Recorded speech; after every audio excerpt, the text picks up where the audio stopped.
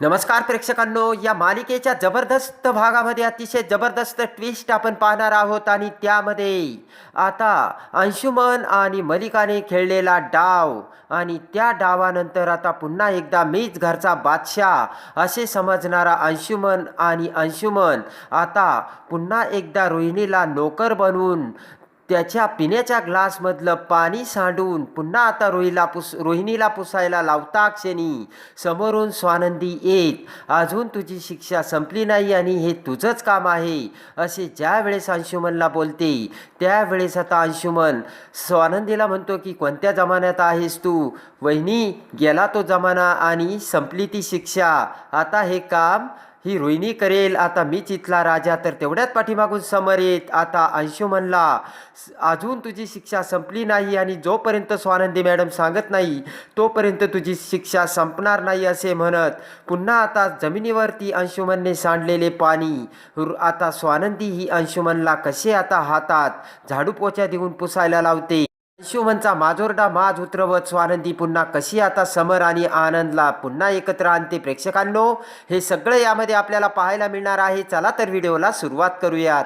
इकडे आता स्वानंदी ही आनंदला वाचवून स्वानंदी ही निकिता आणि आनंदला समजावून सांगते. प्रेक्षकांनो, स्वानंदीने आनंदला अतिशय चांगल्या सुंदर रीतीने आत्महत्या करणं हा पर्याय नाही आहे आणि काही जरी आयुष्यात संकट आले तरी कधी आत्महत्याचा विचार करायचा नाही असे एकदम सुंदररित्या सांगितलेले असते आणि या बाबतीत आता विचार करायचाही नाही बरं का आनंद दादा, असे आता स्वानंदी समजावते. आणि स्वानंदीने आता पूर्ण आपल्या फॅमिलीची बाजू घेऊन व्यवस्थितरित्या समजावलं हे कळताच निकिता आता स्वानंदीला मिठी मारते आणि म्हणते, मागाशी मी तुला जास्तच बोलले ना स्वानंदी. स्वानंदी म्हणते, काही नाही निकिता ताई. स्वानंदी आता तिथून निघते. रिक्षातून येत असताना समर स्वानंदीला फोन करतो आणि म्हणतो, अहो कुठे?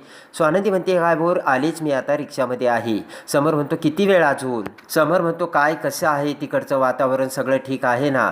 तर स्वानंदी म्हणते, ठीक आहे. याहून अजून काही माहिती तुम्हाला हवी आहे का? समर म्हणतो, मला काही माहिती वगैरे नकोय. तर स्वानंदी म्हणते, मग सगळं ठीक आहे. स्वानंदी म्हणते, अजून काही बोलायचं आहे का? एवढ्यासाठीच फोन केलाय? समर म्हणतो, एवढंच विचारायचं होतं. आता इकडे मलिका, अर्पिता, अंशुमन तिघेही उभे असतात. विचार करत मलिका म्हणते, ही स्वानंदी ना जेव्हापासून तिच्याजवळ दागिने गेली जास्तच फडफड करायला लागली अंशू. रागाने अंशुमन म्हणतो की मम्मा, तिचे पंख असे छाटून टाकीन ना मी, आकाशाकडे ती बघणार सुद्धा नाही. तर तेवढ्याच दरवाजात स्वानंदी येते. तिरप्या नजरेने अंशुमन स्वानंदीकडे बघतो आणि स्वानंदी आतमध्ये येताच आता मलिका म्हणते की आली का स्वानंदी? आणि तू बरं झाली आलीस, आम्ही तुझी काळजीच करत होतो ग. आपल्या घरात एक सुद्धा कार्य नीट होत नाही, पार पडत नाही, त्यामध्ये काही ना काही विघ्न येतच असतात. वाढदिवस साजरा करायचा होता तुझा म्हणून आपण सुवर्णप्रधान सोहळा ठेवला, पण त्यामध्ये काय झालं बघितलंस ना तू, असे मलिका स्वानंदीला बोलते. मलिका म्हणते की समरचं खूप डोकं दुखतंय, खूप वाईट वाटलंय आणि त्याला खूप विश्वासघात झाल्यासारखा वाटतोय. मलिका म्हणते, स्वानंदी तू त्याच्याकडे लक्ष द्यायचं, तू आनंदच्या पाठीमागे कशाला गेलीस? मलिका म्हणते की तो आता आपला शत्रू ठरलाय स्वानंदी, तुला कळतंय का? स्वानंदी म्हणते, आनंद दादा आणि शत्रू? मलिका म्हणते, शत्रू नाही, गद्दार म्हणावा लागेल त्याला. आता एक नंबरचा गद्दार निघालाय तो. समरने त्यांच्यासाठी काय केलं नाही, कधीही मैत्रीमध्ये व्यवहार आणला नाही समरने, पण त्याने समरच्या पाठीत खंजीर खुपसला. काय गरज होती त्याला तो राणीहार चोरण्याची, असे आता मलिका स्वानंदीला बोलते. आता स्वानंदी शांत चित्ताने म्हणते, भावाच्या पाठीत खंजीर खुपसणाऱ्याला काय म्हणतात? आता ते ऐकून अंशुमनला राग येतो. अंशुमन मोठ्याने ओरडत म्हणतो, काय बोलतेस तू? आणि हा बोट करत अंशुमन म्हणतो की तुला वाचवायला इथे कोणीच नाहीये, तेव्हा तू नजर खाली कर. रागाने अंशुमनकडे बघत आता मोठ्या आवाजात स्वानंदी म्हणते, आवाज खाली, मला वाचवायची कुणाची गरज नाहीये, मी मला वाचवायला समर्थ आहे. स्वानंदी म्हणते की परत या आवाजात माझ्याशी बोलायचं नाही, मी तुझी मोठी वहिनी आहे. अंशुमन म्हणतो की मोठी वहिनी आणि तू? दादाने तुला मोठ्या व्यवहारात या घरामध्ये आणलंय, ती फक्त एक्सपायरी डेटने. फार काळ तू माझी मोठी वहिनी बनून राहणार नाहीये, जास्त बोलू नकोस, वेळ काळ सांगून येत नाही, असे अंशुमन स्वानंदीला समजावतो. स्वानंदी म्हणते की किती मोठी गोष्ट बोलला रे, वेळ कुणाची सांगून येत नाही, पण त्यापेक्षा काळ कधी कुणाचा येईल ना ते सांगता येत नाही. हसतच स्वानंदी म्हणते की तू नाही का इतकी वर्ष एवढा काळ समरदादाला मूर्ख बनवण्यात घालवला. स्वानंदी म्हणते की पण तो काळ थांबत नाहीये, बदलतोय की नाही तो काळ आता. तर रागाने पुन्हा अंशुमन स्वानंदीकडे बघतो. स्वानंदी म्हणते तुझ्यासारख्याचे पंख छाटून जमिनीवर आणायला मला अजिबात वेळ लागणार नाही. तर अंशुमन आता मोठा तळतळाट करून आता खूप गिल्टी फील करतो.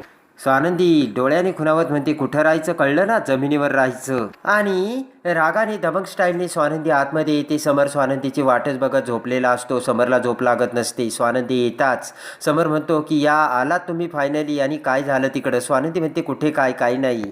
आता समर म्हणतो तुम्हीच मला सांगितलं ना त्यांनी स्वतःला कोंडून घेतलं म्हणून, आणि तेवढ्यासाठी तुम्ही घाईने निघून गेला होतात, नंतर काय झालं असे समर विचारतो. स्वानंदी म्हणते की कशाला मी तुम्हाला काही सांगू, काही जरी झालं तरी तुम्हाला थोडंच स्वच्छ विचार करता येणार आहे. स्वानंदी म्हणते की त्यांचा काहीतरी वेगळा हेतू आहे, ते तुम्हाला फसवतायत असाच विचार करणार आहात तुम्ही त्यांना तोडून टाकलं तेव्हा त्यांच्याबद्दल बोलण्यात तुम्हाला काहीच इंटरेस्ट नसेल ना. तर रागाने समर म्हणतो नाहीच आहे. समर म्हणतो की मला नुसती चौकशी करावीशी वाटत होती, बाकी काही नाही. समर म्हणतो का त्याने एकट्याला कोंडून घेतलं होतं. स्वानंदी म्हणते कधी कधी माणसाला एकांत लागतो. स्वानंदी म्हणते ठीक आहे परिस्थिती. समर म्हणतो आणि ती. तर स्वानंदी म्हणते कोण. समर म्हणतो तुम्हाला कळत नाही का मी कोणाबद्दल बोलतोय. समर म्हणतो सगळे बरे आहेत का एवढंच सांगा. तर इकडे आता स्वानंदी म्हणते निकिताताई बऱ्या आहेत. स्वानंदी म्हणते मी त्यांना भेटले तेव्हा आत्ताच्या परिस्थितीत ते दोघे जसे असायला पाहिजे तसे बरे आहेत. स्वानंदी म्हणते की आनंद दादा आणि निकिता या प्रकारामुळे खचून गेले, त्यांना धक्का बसलाय आणि मी काही नाचत नाहीये, मला सुद्धा शॉक बसलाय. आणि आता समरला ते बोलणं जड जाऊन समर तेथून निघून जातो. आता इकडे अंशुमनचा मोठा इन्सल्ट केल्यानंतर अंशुमन हा टेबलवर बसून स्वानंदीचा प्रत्येक शब्द न शब्द अंशुमनला आठवत असतो. आणि ते सगळं आठवता क्षणी अंशुमनच्या तळपायाची आग मस्तकात जाते. रागाने उठून उभा राहत अंशुमन आता रोहिणी किचनमध्ये काम करत असताना सगळ्या डिशेस खाली फेकून देतो. त्याच वेळेस अर्पिता आणि मलिका तिथे येते. अंशुमनचा तो भयानक प्रकार बघून आता इकडे मलिका अर्पिता घाबरतात. अंशुमन म्हणतो स्टुपिड, माझ्या डोक्यात जातेस तू, आणि रागाने अंशुमन तिथून निघून जातो.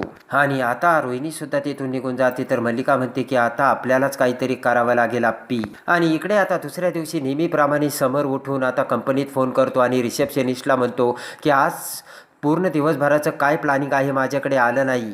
रिसेप्शनिस्ट म्हणते सॉरी सर, पण माझ्याकडे अजून कोणतीच डिटेल्स आलेली नाहीये. समर म्हणतो म्हणजे. रिसेप्शनिस्ट म्हणते की ॲक्च्युली आनंद सर ते सगळं मला प्रिपरेशन करून देतात ना. तर समर म्हणतो हेच कारण आहे का. समर म्हणतो की आता तुम्ही सगळं प्लॅनिंग करा आणि मला पाठवा, मला दिवसभराचं प्लॅनिंग करायचंय. आता इकडे आनंद हा कंपनीत येऊन सोप्यावर बसून एकटक मल्लिकाचा विचार करत असतो. आपल्याला हॉटेलमध्ये बोलून तिथे तुला समरच्या कंपनीत किती पगार आहे, 1.5 लाख 1 लाख, तर मी तुला 10 लाख रुपयाचं पॅकेज देते. हे प्रत्येक मल्लिकाचे बोलणे आता इकडे आनंदला आठवते. आणि आपल्याला किडनॅप केल्यानंतर आपल्याकडून कसं रिझायनेशन लेटर लिहून घेतलं हे आता आनंदला आठवतं. आणि स्वानंदीने कसं आनंदला सांगितलं की तुम्हाला मल्लिका काकूने ब्लेम केलंय, आणि तेही मुद्दाम. हे प्रत्येक गोष्ट आता आनंदला आठवते. आणि तेवढ्यात आता इकडे निकिता ही आनंदला चहा घेऊन येते. आनंद विचार करत असतो. निकिता म्हणते आनंद तू ठीक आहेस ना. आणि विचार करत आनंद म्हणतो मला स्वानंदी वहिनी म्हणायला लागली ना ते पटायला लागले बरं का. आपल्याला ब्लेम करण्यामागे 100% काकूचा हात आहे असे आता आनंद निकिताला सांगतो. आनंद म्हणतो की आपल्यामुळे अंशुमन एकटा पडला, त्याला ऑफिसमधून काढलं गेलं. मी मल्लिका काकूची ऑफर नाकारली आणि या सगळ्याचा एक काहीतरी काकूने आपल्यावर सूड उगवला असे आनंदच्या लक्षात येऊन आनंद ते निकिताला सांगतो.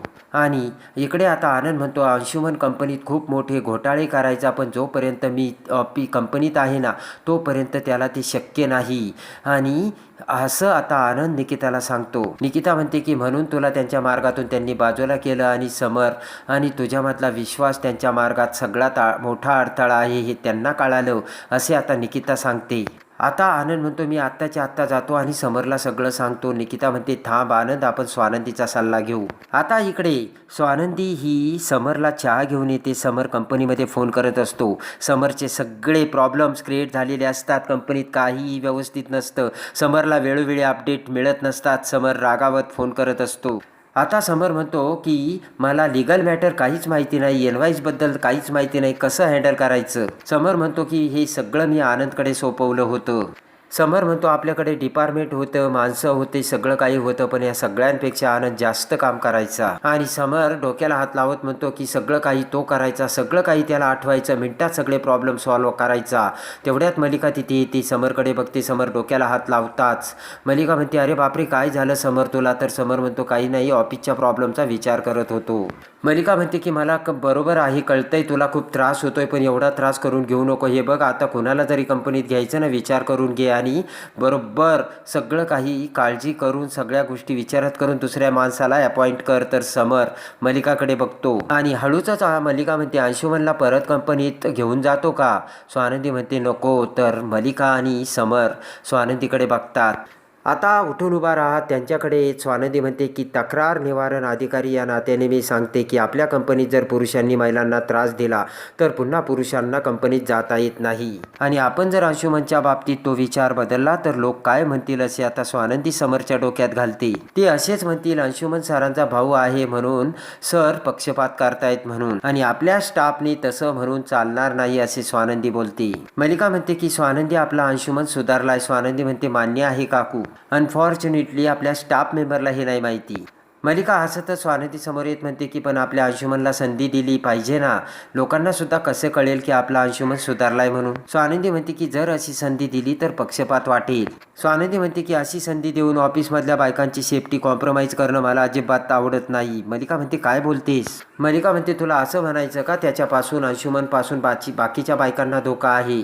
स्वानंदी म्हणते की त्याने श्वेताचा गळा धरला होता ना, हे तर सगळ्याच बायकांच्या समोर आहे. मलिका म्हणते तेही खरंच आहे, अंशुमनकडे खूप मोठी चूक झाली. मलिका म्हणते की पण ऑफिस पासून त्याला किती दिवस लांब ठेवायचं? स्वानंदी म्हणते ते माहित नाहीये काकू. स्वानंदी म्हणते पण ऑफिसमध्ये येता येणार नाही एवढं नक्की. आता उठून उभा राहा. समर म्हणतो नाही नाही, श्वेताच्या बाबतीत तर आता अजून कॉम्प्रोमाइज करून चालणार नाही, कारण ऑलरेडी श्वेताला खूप मोठा त्रास झालाय आणि मी तिला शब्द दिलाय, जर काही झालं तर माझा शब्द मोडल्यासारखं होईल. आणि स्वानंदी मॅडम त्या अंशुमनची शिक्षा चालू आहे की नाही? तर स्वानंदी म्हणते नाही. समर म्हणतो का? स्वानंदी म्हणते की त्यांनी स्वतःनीच ती शिक्षा बंद केली.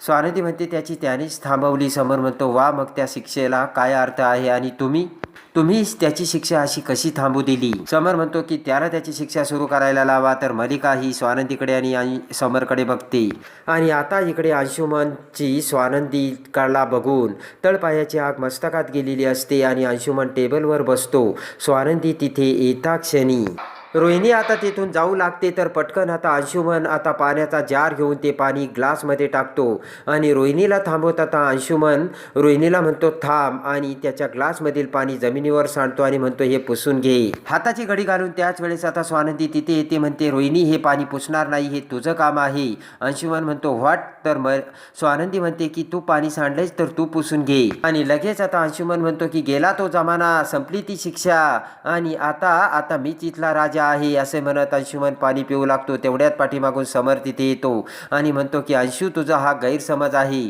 तुझी शिक्षा संपलेली नाहीये आणि तुझी शिक्षा कधी संपेल हे स्वानंदी मॅडम ठरवतील, आणि तुला आता स्वानंदी मॅडमच ही नवीन शिक्षा देतील.